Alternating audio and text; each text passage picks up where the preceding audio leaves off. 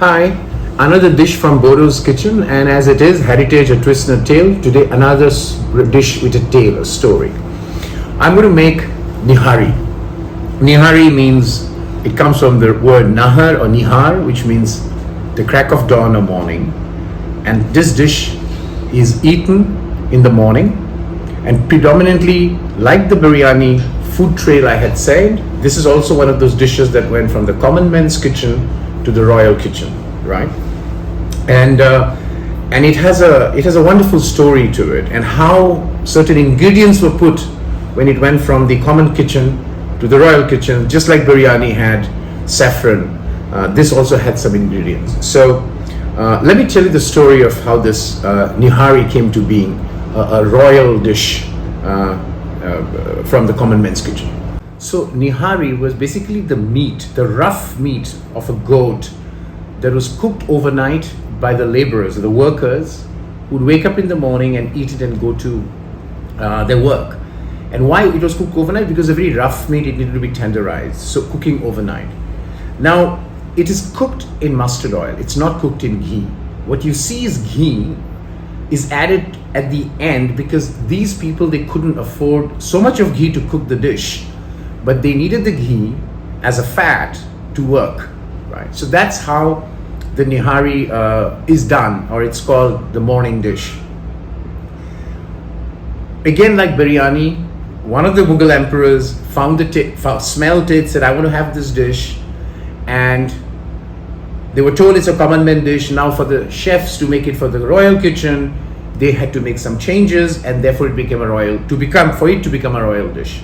So let me tell you, after having done my desk research, speaking to various other people, what was the changes that was made to make it a royal dish.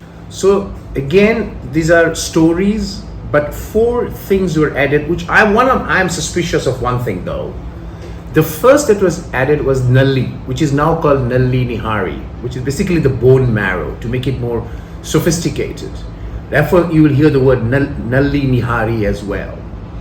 The second ingredient that was added was rose petal, dried rose petal, to give that aroma, the royal feeling.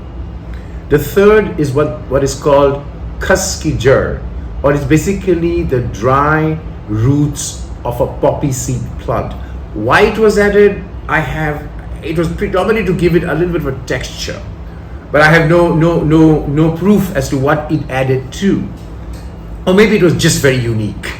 Right?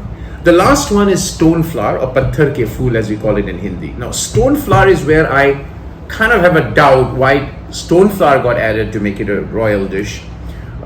Theories out there, but I think for me it gives a more earthiness, kind of the royal kitchen, taking it from the street, so giving it that street food kind of earthiness. I don't know. So that's how a very common man's dish, ingredients got added, call it a nalli nihari, and that's a royal dish today. So we're going to see the ingredients. I'm going to cook it exactly the way it's cooked overnight. I use an oven at 60 degrees and leave it for the night. You can slow cook it for about 3 to 4 hours and then just stop it and then do the tempering with the ghee in the morning. And I'll take you through all the spices and the tempering process as I go through the cooking process. So it's cooking time. It's about 9:20ish. Finish our dinner and everything else. I'm going to start cooking. So I'm heating up the mustard oil, right? The mustard oil is heating up. And I've also marinated the mutton with kind of a little bit of ginger and garlic. So I didn't want to show that around. So what you could do, and this is a trick that I learned, in one of the dhabas, if you will, or a highway inn between Allahabad and Lucknow, is there are people who don't like the taste of mustard oil, and if you want to take the taste of the mustard oil away, then grind some garlic, mix it with water, shake it up, and that water, without the garlic, just sprinkle on the mustard oil. The mustard oil, kind of the pungentness, which most people are not accustomed to, especially in northern India, because it's more like East India, you could get over it, right? So that's one trick. So let the oil get heated. I'm going to cook tonight and come back and temper in the morning. Let it go on slow cooked in my oven for the rest of the night. The mustard oil is really heated up. So at this stage, I'm going to put the bay leaves, 2 pieces of black cardamom, and kind of 8 pieces of cloves, and that, once the kind of the clove starts to crackle, I've got onion, about 5. I'm making a roughly 2 kgs or 3 catties of mutton. So I've got 5 medium-sized onion thinly sliced. The oil is heated very high, and the cloves have started to crackle. At this stage, I'll add the oil.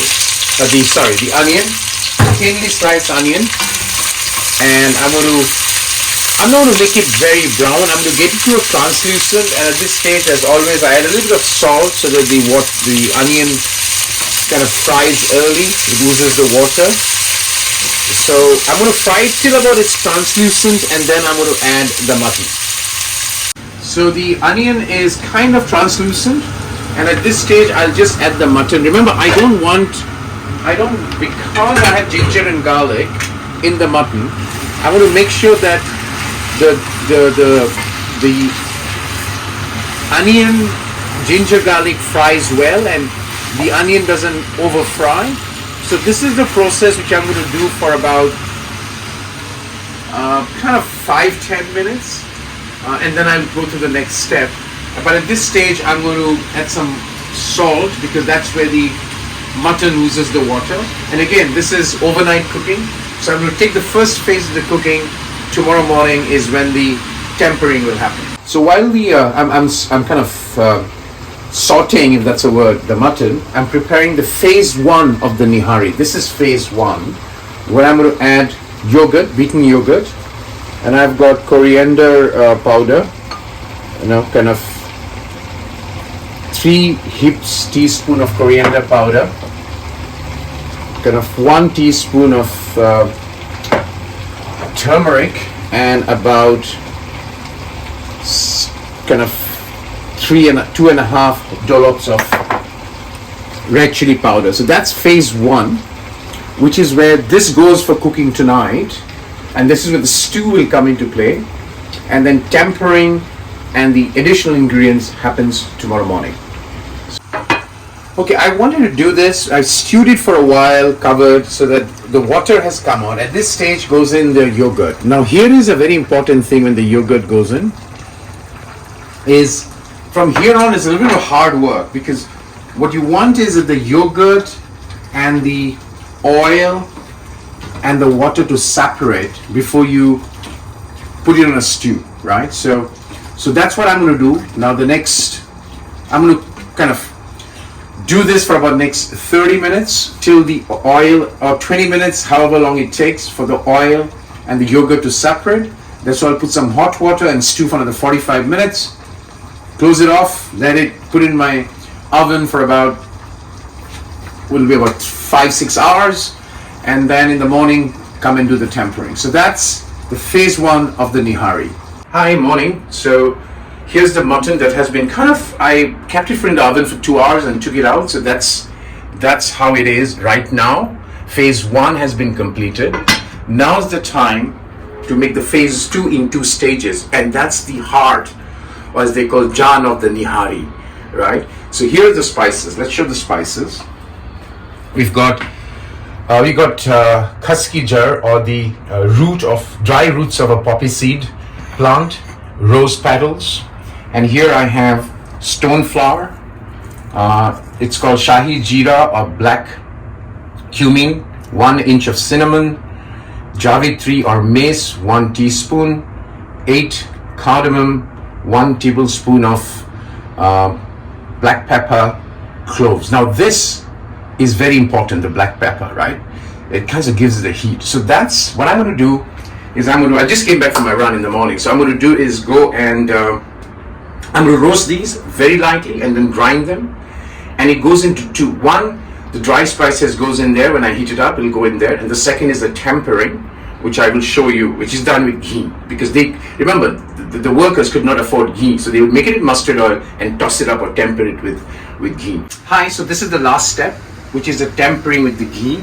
So I've got about 4 teaspoons of ghee heated up. I've already ground the mustards, as you can see, and all I'll do is put it there and kind of temper it with the ghee a bit. right? Okay, so the spices are cooking up. At this stage, Kashmiri red chili, 1.5 teaspoon, and I just mix it up. This is all ready, where your nihari gets its beautiful essence from. Well, the last step, I take out the mutton is beautifully done up, and this is when I'm going to add the life or the heart of the nihari spices, which goes in through a strainer. Right.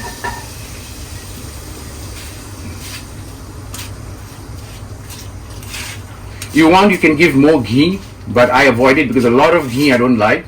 But generally you can pour, I don't know, half a cup of ghee if you want, right? So I'm going to just take care of this a little bit more. It will strain a bit more, and that's where the nihari is now gets its color, its flavor, and everything else in there. So that's nihari, the story behind it. A morning dish, cooking in the morning, having in the afternoon, till you come back from another dish from Bordo's kitchen.